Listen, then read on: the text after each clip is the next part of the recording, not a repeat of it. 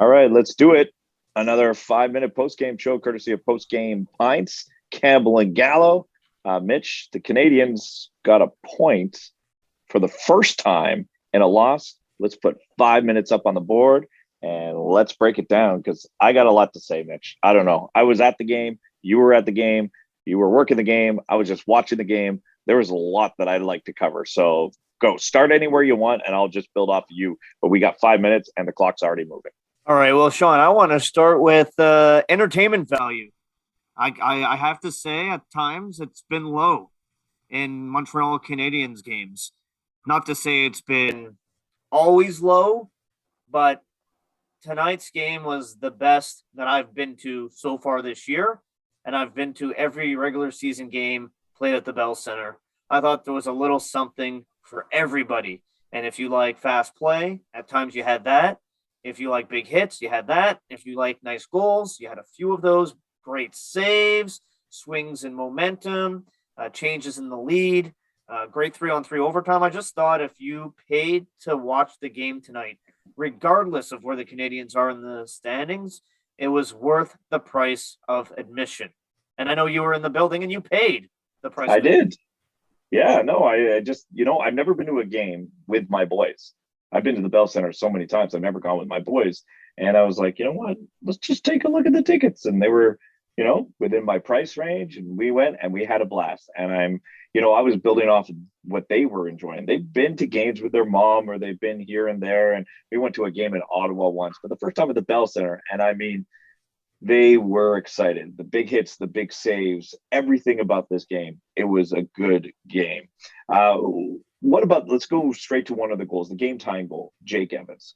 I'm there in the stands and I watch the game completely different when I'm in press row than when I'm in the building. So I don't know if I have the same perception. And I know everyone's going to say, oh, he was great. He scored that goal. I thought he was great before he scored the goal, Mitch. No. I'm definitely with you on that.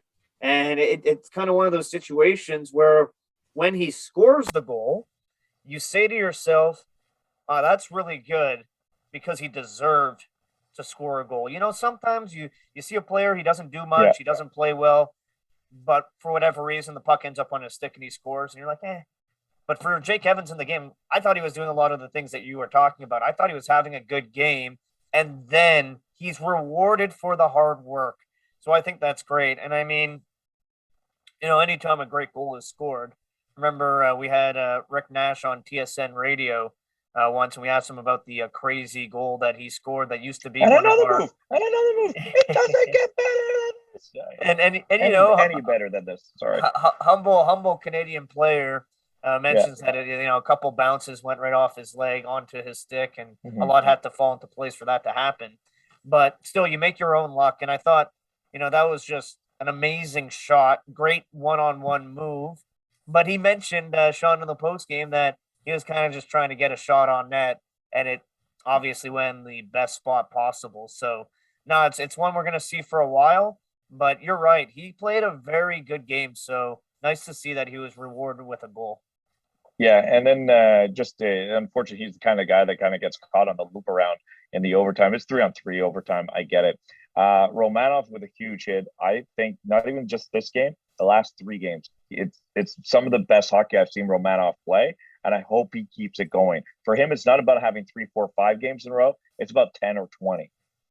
Yeah, and you can't help but wonder if it's a coincidence that those great games come after him being a healthy scratch, and maybe it actually was beneficial for him to sit up top and watch the game from a different perspective.